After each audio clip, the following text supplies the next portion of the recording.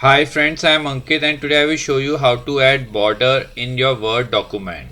Friends, if you are writing a document and want to add border to your Word document, then you can simply do it by clicking on the Design tab. In Design tab, you will find the option of Page Border. In Page Border, you can select the style, like you can select 3 lines or there are a lot of options.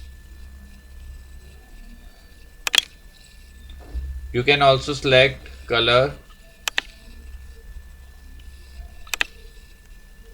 and after you are done, click on OK.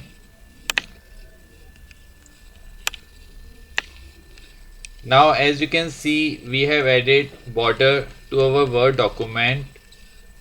Like this, you can add more effects to your border. For that, you need to click on Page Border again, and here you can select Arts.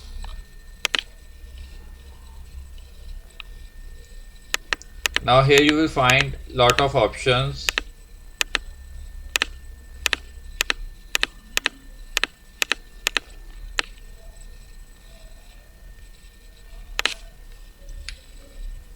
I will go with the stars.